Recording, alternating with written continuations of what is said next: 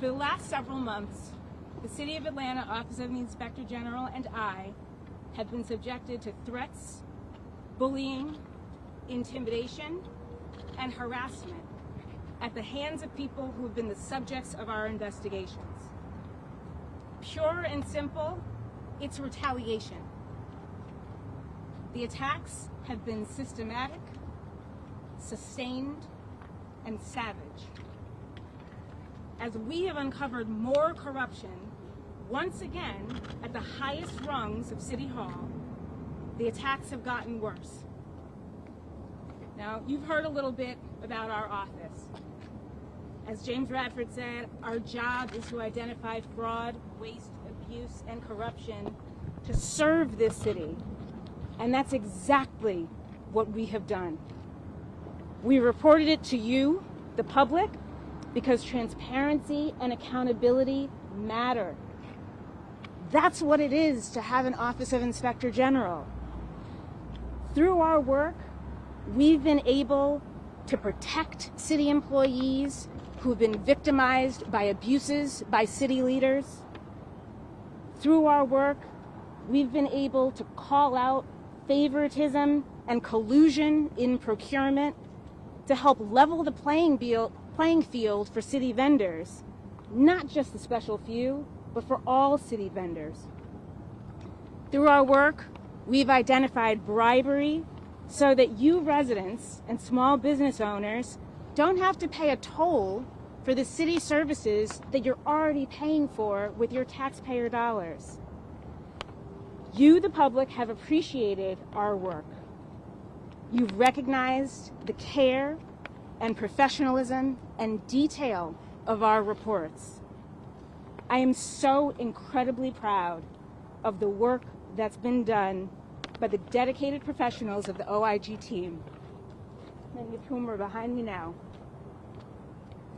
This team has worked tirelessly for the City of Atlanta, and I couldn't be happier to stand on their record and their efforts. But however much the people of the City of Atlanta want us to be here and want us to be doing our job, city leadership has made it crystal clear. For them, a real, functioning, effective Office of Inspector General is not welcome in Atlanta.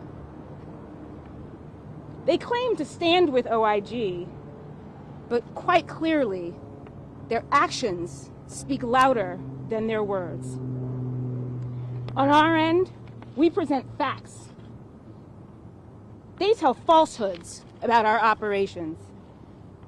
We detail findings, and they try to undermine our credibility. We make recommendations to address vulnerabilities. They ignore those and attack our character. We talk about industry standards and best practices, and they insist on guardrails for a train that has only ever stayed on the tracks.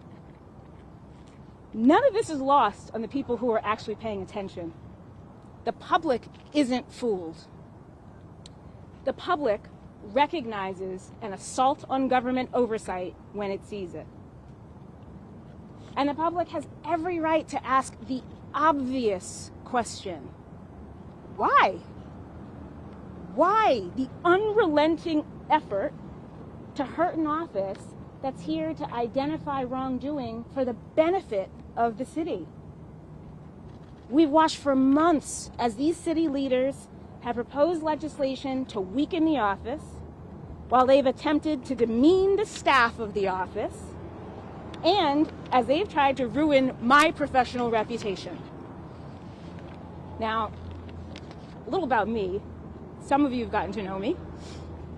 When Atlanta, as Don Panovi said, decided 5 years ago that it needed an IG, the city had reached out to me. I wasn't looking, I was in New York. But I was so excited to come here and bring this IG function to benefit the city of Atlanta. I love this work. And to be able to bring this here to serve the people, What an opportunity.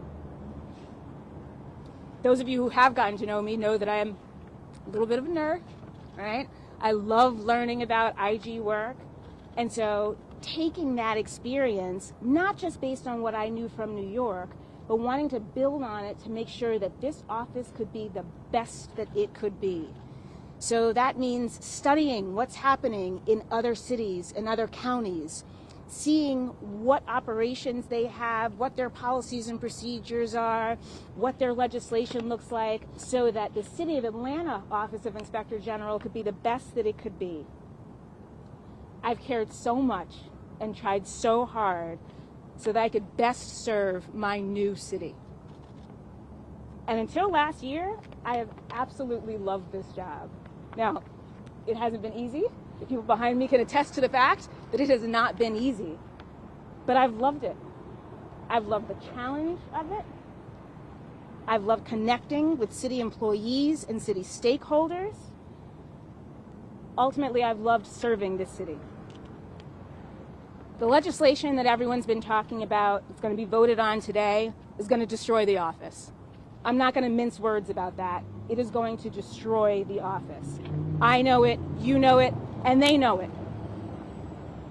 But if the discussion surrounding the office had stayed at the level of policy, and certainly if that discussion had involved a real review of how offices of Inspector General work, that would have been okay. But things have taken a turn. 2 weeks ago, the abuse that I've been routinely subjected to was then extended to my family. And that is not okay. Now, a multi-pronged attack on an organization and its leader, it's not new around here. For those who have been paying attention, it should have a oddly, sadly familiar ring to it. For our office, that attack has most recently involved subpoenas and lawsuits. As James Bradford said, those claims will be defended. I just want to be clear, that's not why I'm here today. This isn't about the merits of any lawsuit. And I use merits there very loosely.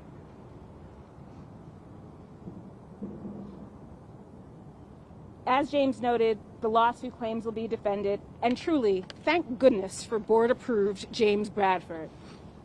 The whole reason the City of Atlanta Office of Inspector General, like any Office of Inspector General, needs an attorney of its own is to protect against potential conflicts of interest. Glaring, obvious, don't need to be a lawyer to recognize it, conflicts of interest. You know, like the ones where the attorney who's supposed to protect the office ends up being the same attorney who attacks the office. You know, like where the same lawyer who's supposed to represent the office is the person who makes a video misrepresenting the office and our work. Now, some of you heard and some of you reported on the fact that I took some days off. No, it was not because I was put on any leave. It's because I needed to take some time. I needed to take some time to step away and reflect and come to grips with everything that these people have been doing to me. And that's how I've come to the incredibly difficult decision to resign as Inspector General of the City of Atlanta. I hate that it's come to this. For the members of the public, including so many, those who are behind me and those who are out there who supported this office, for all the employees we've tried to help, please know that I have done everything in my power to fight for the office so that we could continue to serve you. I wish that there was more that I could do, but ultimately, I can't make the leadership of this city do right by the public. All I can do is try to make sure that the serious allegations that you all have entrusted the OIG do not die with me or with the imminent death by legislation of our office. OIG has open, active investigations, serious investigations, that after today, because of the proposed legislation, we may not be able to pursue. Which means that ultimately the fate of the office now rests in your hands, the hands of the public. I've always fought for this office and for the good that it brings this city. And I'm going to continue to do so, but now just as a member of the public. Thank you. I want to thank you all for coming today and for covering the successes and the challenges that the Office of the Inspector General has had over the past 2 or 3 years. We will not take any questions at this time. The press conference is now ended. Thank you Can you just so explain the targeting of your family? Can you explain what that means? No. There will be no questions, but thank you. So you can provide no insight on that?